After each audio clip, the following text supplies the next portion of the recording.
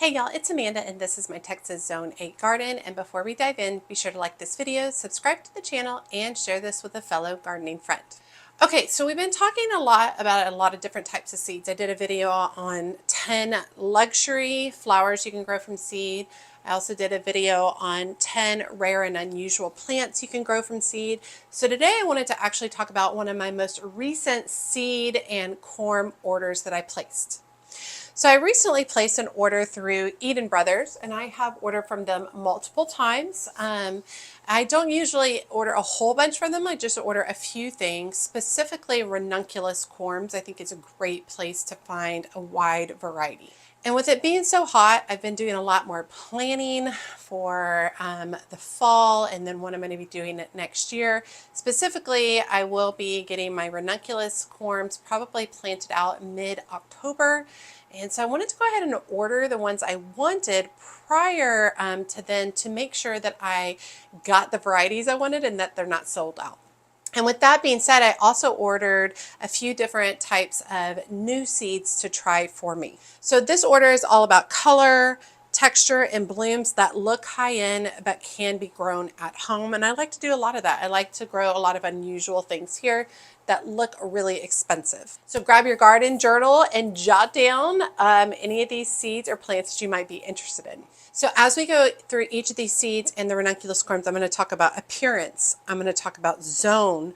I'm going to talk about sun and water needs. I'm going to talk about planting tips, and I'm also going to talk about bloom time.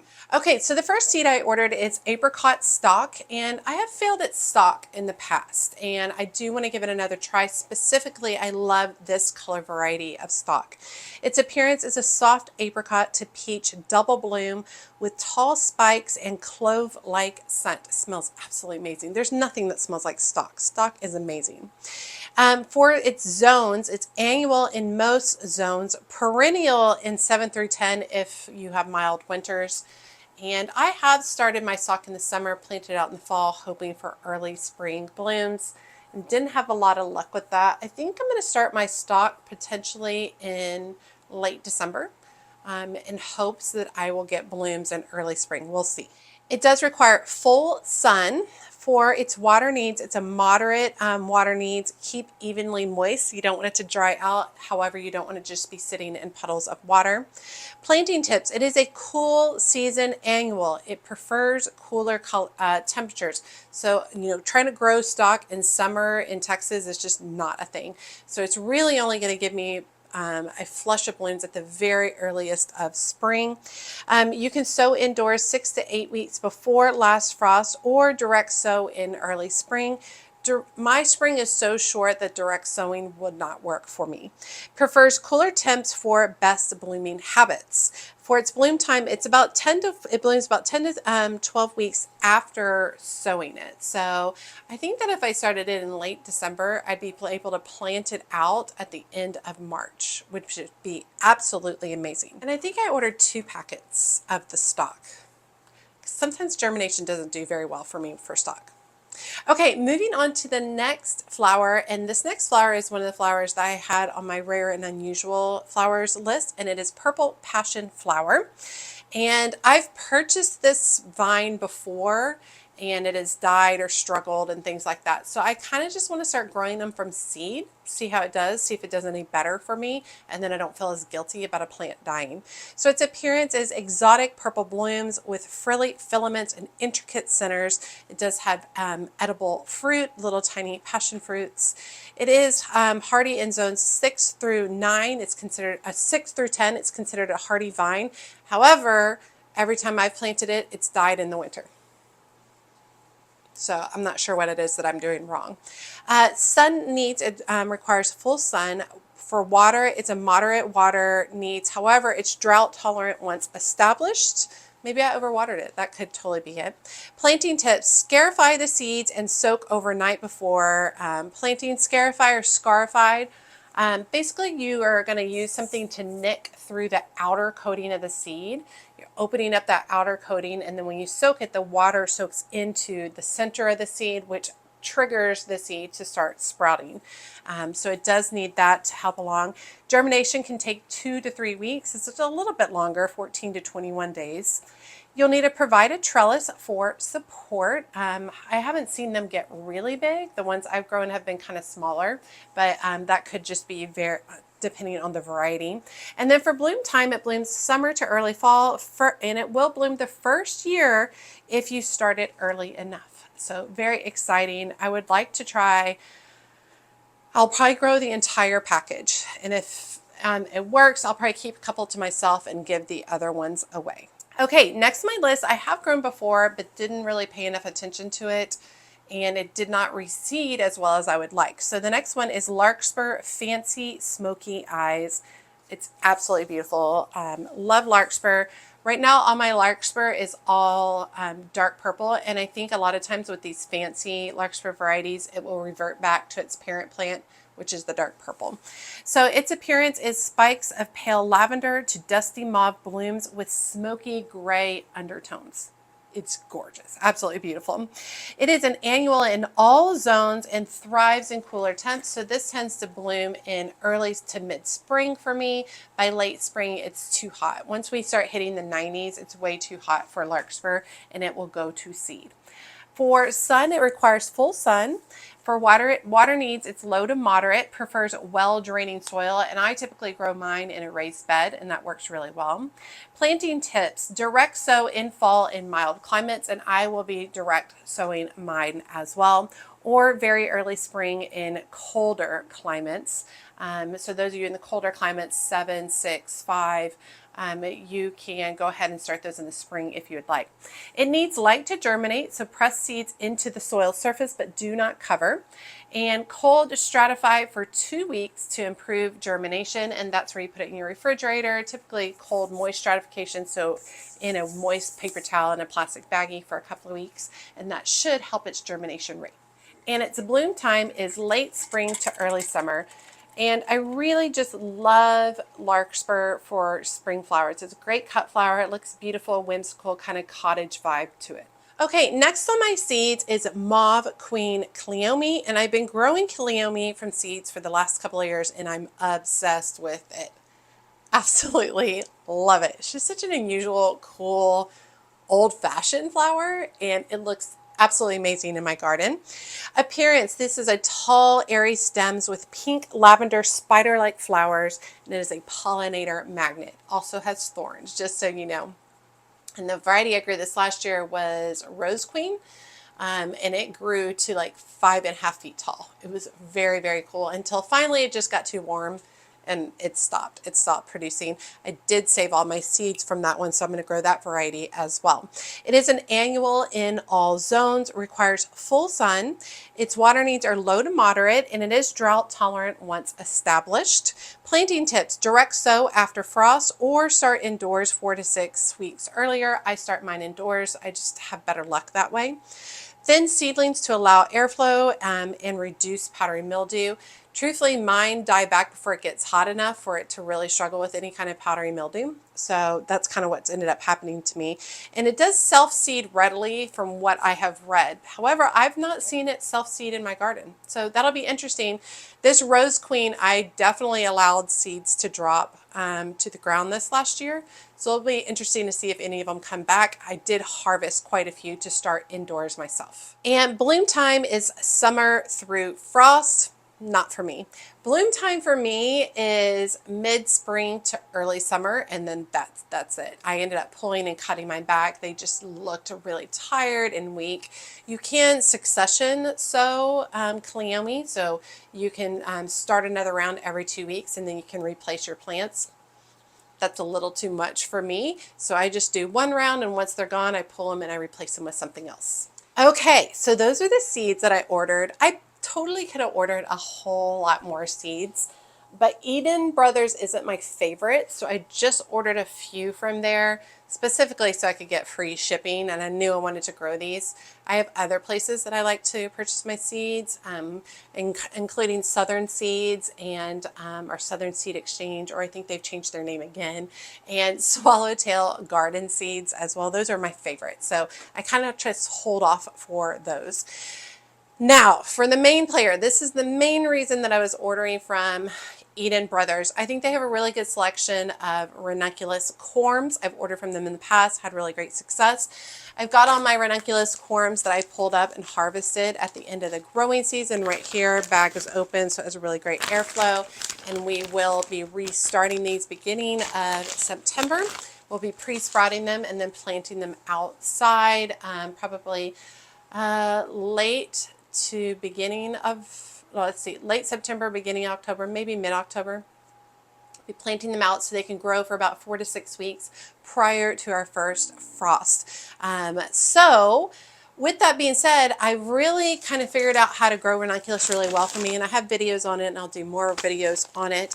And with that being said, I feel comfortable investing in some more expensive ranunculus corms because I've kind of figured out a system that works for me.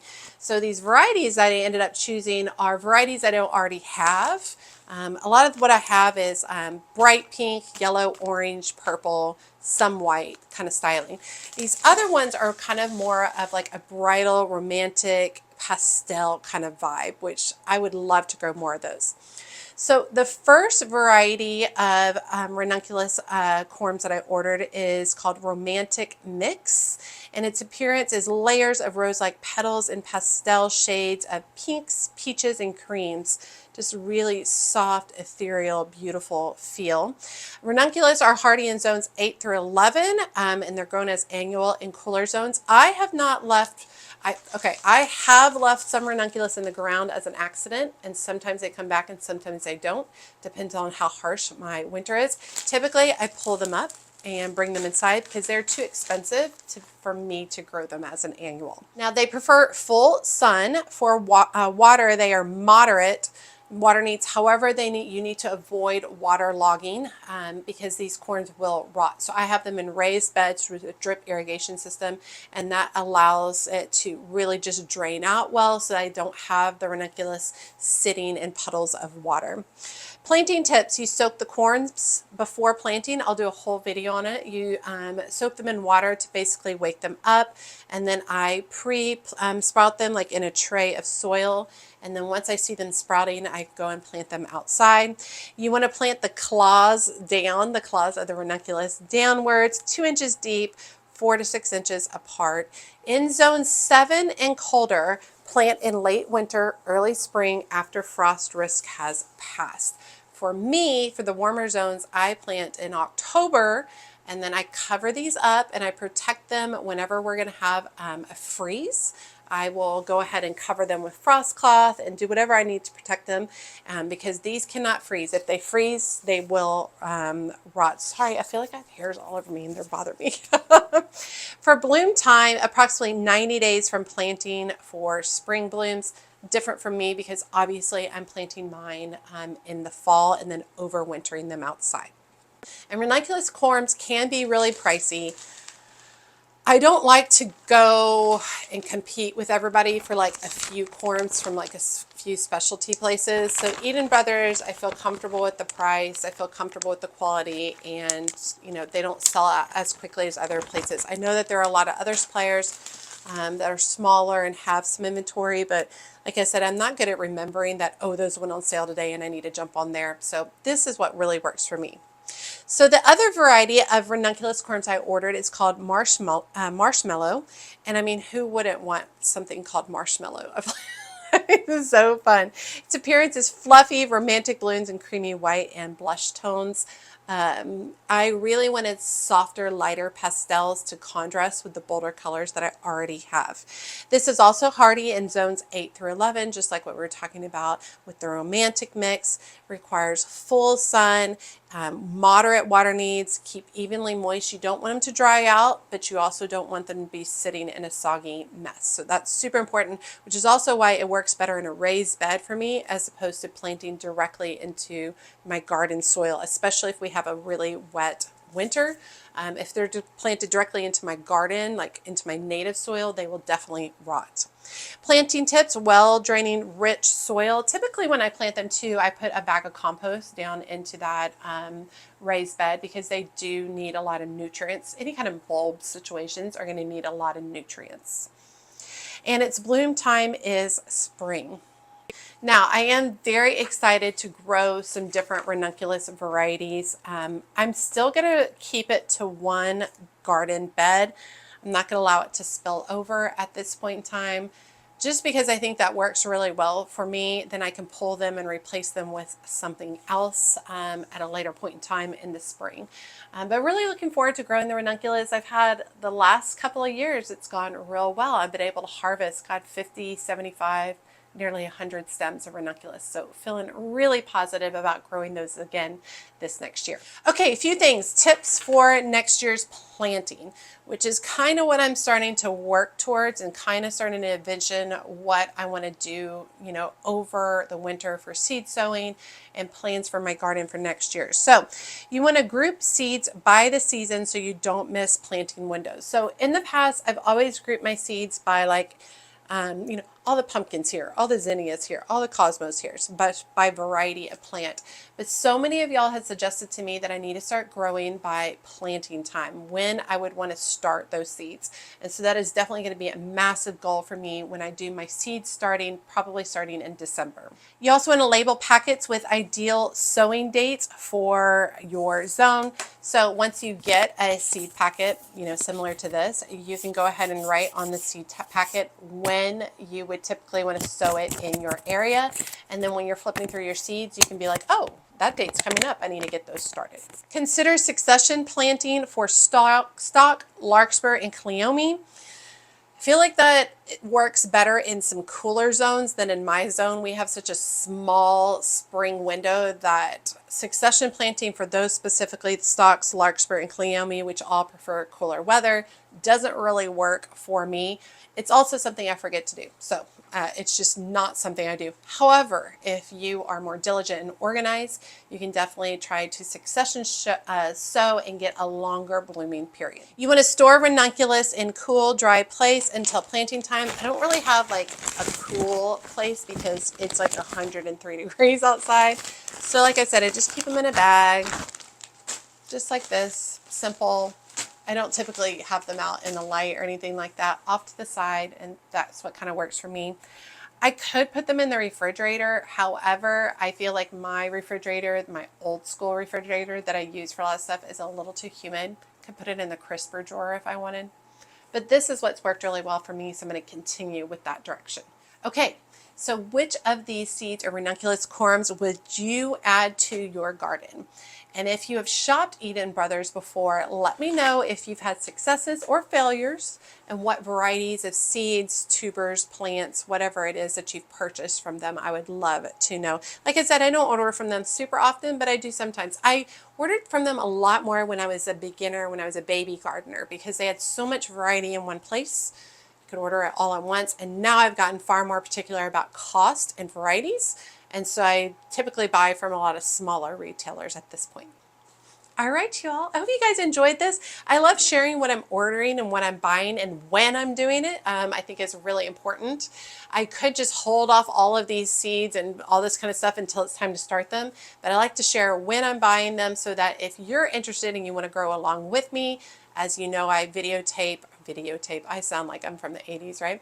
I film all of my seed starting. I show you how to go about that seed starting. So if it's something you want to grow along with me, feel free to go check those out at Eden Brothers. All right, you all, as always, make sure you like and comment in the video. Every time you like and comment, it helps grow the video and my channel so much. And if you don't feel comfortable leaving a comment, just drop me an emoji below, letting me know that you made it to the end of the video and you say hi. And be sure to check me out in my Patreon community. The video link is in the link is in the video description below. If you're interested, jump over, check out Patreon. It's a great way to like connect on a more personal level with creators. I'm not the only one on Patreon. There's lots of people on Patreon. You can jump over. There's a free tier you can join in under, and you'll just hear a couple of updates from me throughout the week. And there are additional paid tiers. There's 2 additional paid tiers. The higher up, the more access you get, including exclusive videos as well as photo sharing and group chats. As always, she's a mad gardener or a decorator or anything else that she wants to be. Thanks, y'all.